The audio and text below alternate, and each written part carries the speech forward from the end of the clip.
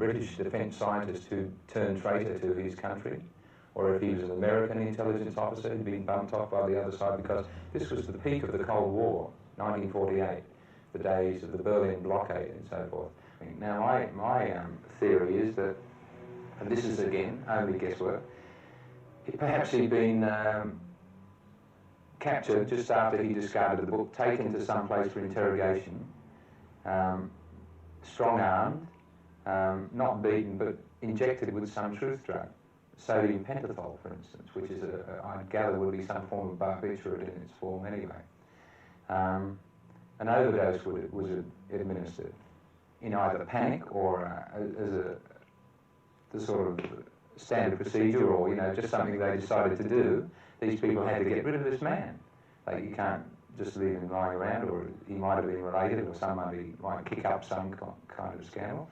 So his body could have been thoroughly cleansed of labels. The labels might have been taken out after he'd been captured, and also he might have given them some information and died after an overdose of this drug. Of course, the difference between your approach and the police approach is that they assume that there is some kind of affair of the heart connected with it. You rule that out?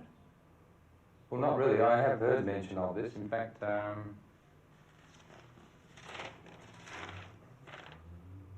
here's a clipping here from the Adelaide Advertiser of July the following year, and this mentions the police interest in a woman in Adelaide through the fact that, can I read it?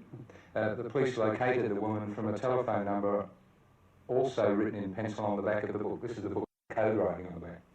The woman, who wishes to remain anonymous, told police that when she was nursing at the North Shore Hospital of Sydney about 3.5 years ago, she gave a copy of the Rubaiyat to an Australian Army lieutenant who was serving in the water transport section. The woman said that she subsequently went to Melbourne and she married, and her mother received a letter from the fellow, and sometime in 1948 somebody called at the block of flats next door inquiring after a nurse that he once knew. She's not sure if it was the same man, and she's not sure if the man on the beach is the man she gave the book to, but the police think that it's a bit coincidental that there is the link between the two, So there's possibly a good example of an affair of the heart there. The phone number in the back of the book led to the woman, and she identified the bust of the dead man as Mr. Alf Boxall, a man she'd met during the war. But the police eventually found Mr. Boxall alive and well and living in Sydney. Mr. Boxall, what was the first you heard of all this mystery about the man on Somerton Beach? Well, very embarrassing business. I was in a pay parade around the bus depot when one large policeman came up in a very loud voice, demanded to know who I was, had I ever been in the army, had I ever been here, there, and all the rest of it, without any warning. One of the policemen said to me, "Did you hear about a body being found on the beach in Adelaide?" And quite candidly, I wasn't sure, because I wasn't particularly concerned about a body being found on the beach in Adelaide. What were they getting at? Did they think that the body was you, or that you were somehow responsible for the body? What do you think? Well, the first impression I received was that the gentlemen from Adelaide were highly annoyed when, after answering a few questions, they realised that who I was, that I was obviously the person referred to by somebody in Adelaide, and the fact that I was there and still alive completely upset their apple cart, and I was very displeased.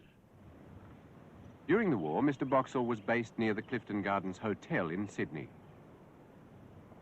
He and some other service personnel were sometimes allowed into the hotel after the normal 6 o'clock closing time.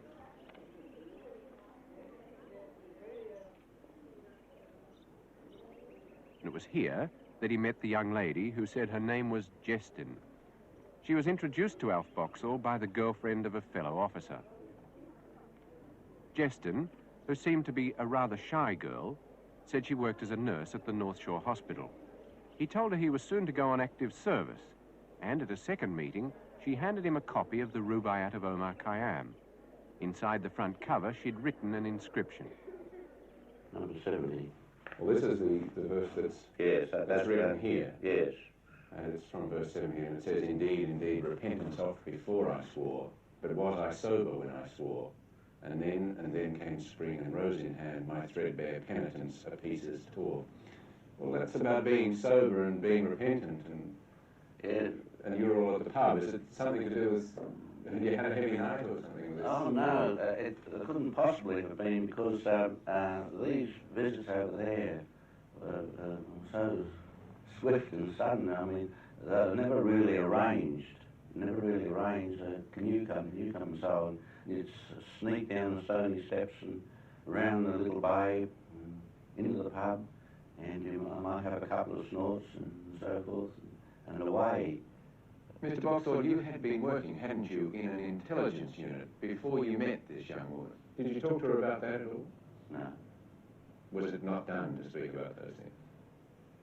Well, it was not done to speak about any army affair. So she couldn't have known about your involvement with intelligence? Unless someone else told her. Because you see what I'm getting at, there is a theory, isn't there, about this whole affair, that the man on the beach was a spy of some kind. It's quite a melodramatic thesis, isn't it? For 3 decades, people have tried to work out the meaning of these letters in the hope of cracking the so-called code. We sent a photograph of the letters to the Department of Defense, and with the computer technology of the 70s, the code was again analyzed by experts. This was the result of that analysis. A, there are insufficient symbols to provide a pattern. B, the symbols could be a complex substitute code or the meaningless response to a disturbed mind. C, it is not possible to provide a satisfactory answer. The mystery of these letters may never be solved.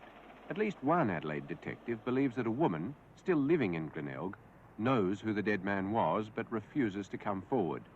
Her handwriting may well match this inscription written in Alf Boxall's copy of the Rubaiyat. Officially, this case is still open. It's being investigated even now by Adelaide detectives, and it will remain open until it's solved. At the inquest, the coroner pointed out how little was known about the dead man or about the cause of his death. For instance, the coroner said it was by no means certain that the man seen lying here on Somerton Beach the night before and the man found dead the next morning were one and the same. No one saw his face then. One thing seems certain. Either the man or his killer had a sophisticated knowledge of poisons, as no traces were ever found in the body. His identity had been painstakingly concealed, even to the point of removing the labels from his clothing. Another strange thing about the case was that the man had no money with him at all, not a penny, and yet he'd wasted money buying a train ticket he never used. The words Tamam Shud mean the end, and perhaps to some this points to a suicidal frame of mind. But that doesn't help explain the code-like letters in the back of the book. And why throw the book away into the back of a parked car instead of a waste bin, unless the book was meant to be found? And finally, there's the whole maze of coincidence and mystery surrounding the 2 copies of the Rubaiyat. One given by a nurse in Sydney to Mr. Boxall, and the other apparently belonging to the dead man. This second copy had the nurse's Adelaide phone number in it, and yet, extraordinarily, she recalled only the link with Mr. Boxall, who bore a striking resemblance to the dead man. Whatever the truth, this man hasn't been forgotten. Each year in spring, someone